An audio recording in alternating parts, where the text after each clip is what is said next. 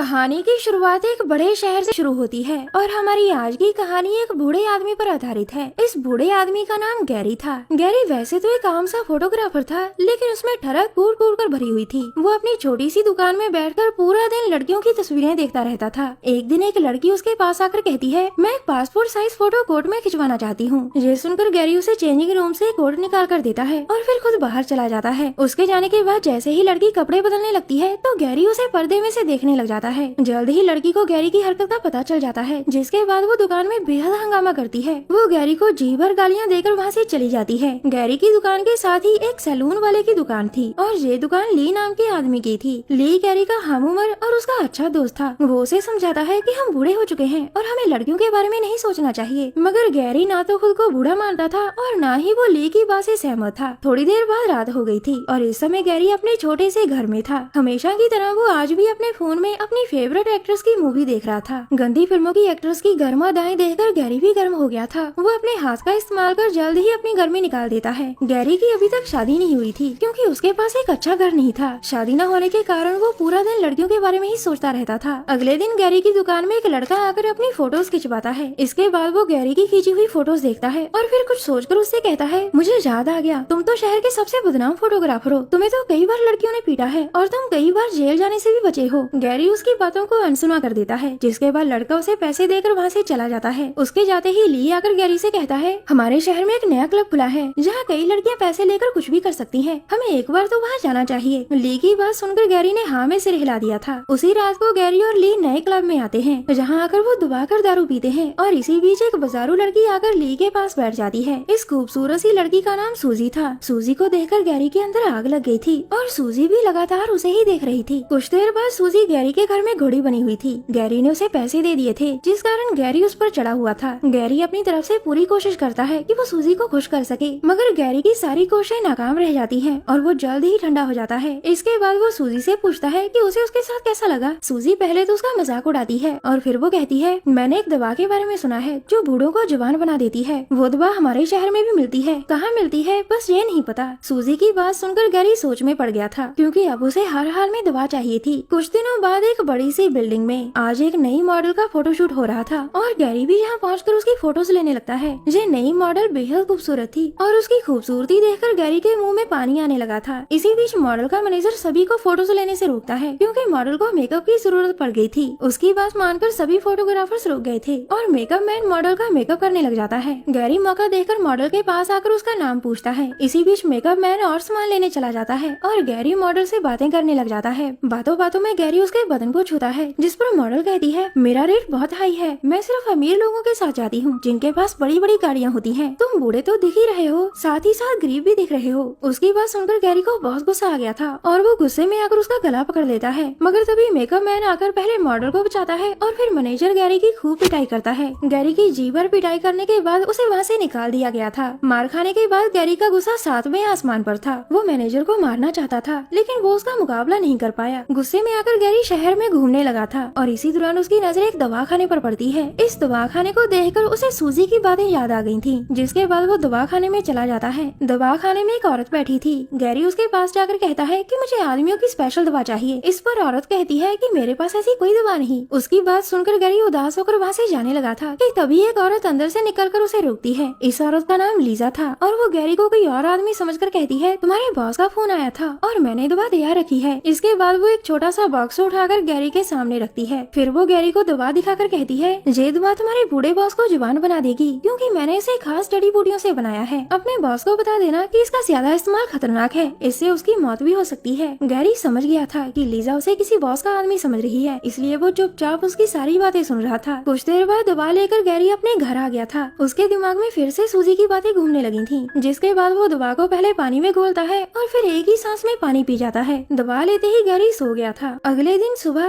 Gary उठकर सबसे पहले अपना मुंह धोता है और फिर शीशे में अपना मुंह देखकर हैरान रह जाता है। दवा ने अपना काम कर दिया था। गैरी एक ही रात में बूढ़े से जवान हो गया था। वैसे भी वो यही चाहता था और किस्मत से मिली दवा ने उसकी इच्छा पूरी कर दी थी। इसी दौरान दरवाजे पर आहट होती है, जिसे सुनकर वो थोड़ा सा घबरा गया था। वो खुद को संभाल कर जैसे ही दरवाजा खोलता है तो अपने सामने ली को देखता है। ली उससे पूछता है कि तुम कौन हो और मेरा फोटो खींचने वाला दोस्त कहाँ है। जवान गैरी उसे बताता है कि मैं तुम्हारे दोस्त का रिश्तेदार हूँ और तुम्हारा दोस्त कुछ दिनों के लिए बाहर गया है। उसकी बात सुनकर ली वहाँ से चुपचाप चला जाता है। थोड़ी देर बाद बड़ी सी बिल्डिंग में आज भी जहाँ किसी नई मॉडल का फोटोशूट हो रहा था और गैरी भी डरते डरते यहाँ आ जाता है। वो जैसे ही सबके सामने आता है तो सभी उसकी जवानी देखकर हैरान होते हैं। सभी के पूछने पर वो बताता है कि मैं नया फोटोग्राफर हूँ और मैं भी कुछ फोटोज खींचना चाहता हूँ। उसकी बात सुनकर मॉडल उसे फोटोज खींचने की परमिशन दे देती है। इस नई मॉडल का नाम मैरी था। वो गैरी की जवानी देखकर बहुत इम्प्रेस हो चुकी थी, जिसके बाद वो गैरी को अपने घर ले आती है। अब गैरी की जिंदगी पूरी तरह से बदल गई थी और थोड़े ही दिनों में उसके आसपास कई लड़कियां घूमने लग गई थीं। वो बीच बीच में दवा खाकर अपनी जवानी भी बरकरार रख रहा था ताकि कोई उसका राज न जान सके। कुछ दिनों बाद गैरी मैरी के साथ एक पार्टी में आता है। इस पार्टी में बहुत सारी लड़कियां थीं, जिन्हें देखकर गैरी का मुंह खुले का खुला रह गया था। इसी पार्टी में एक लड़की सबसे अलग बैठी थी और गैरी उसी के पास आ जाता है। गैरी पहले अपना नाम बताता है और फिर लड़की का नाम पूछता है। इस लड़की का नाम नताशा था और वो भी गैरी की जवानी देखकर इम्प्रेस थी। दोनों ने एक दूसरे को पसंद कर लिया था, जिसके बाद गैरी नताशा के घर जाकर रात बिताता है। अगली सुबह गैरी जैसे ही जागता है तो फिर से बूढ़ा हो चुका था। नताशा अभी भी नींद में थी और उसे नींद में ही छोड़कर गैरी सीधा दवाखाने में आता है, जहाँ आकर वो पहले लीजा को पुकारता है। इसी बीच उसकी नजर जैसे ही छोटे बॉक्स पर पड़ती है तो वो उसे उठा लेता है। लीजा आकर उसे समझाती है कि इसमें कोई दवा नहीं है, मगर गैरी उसकी कोई बात नहीं सुनता। वो हर हाल में जवान दिखना चाहता था। लीजा उसे बॉक्स वापस पाना चाहती थी, लेकिन गैरी उसे जान से मारकर भाग जाता है। इसके बाद वो जल्दी जल्दी अपने घर आता है। घर आकर वो जैसे ही बॉक्स खोलता है तो उसमें थोड़ी सी ही दवा देखकर हैरान होता है। गैरी हर हाल में पहले जैसा दिखना चाहता था। वो बॉक्स में मुंह डालकर दवा चाटने लगता है ताकि वो फिर से जवान हो सके। अगले दिन गैरी फिर से जवान हो गया था। वो जल्दी जल्दी तैयार होकर नताशा के घर आता है और दोनों एक दूसरे को पूरा दिन प्यार करते हैं। अगले दिन गैरी उठते ही अपना सिर पकड़ देता है, जबकि नताशा उसके पास नहीं थी। गैरी के सिर में बहुत दर्द हो रहा था।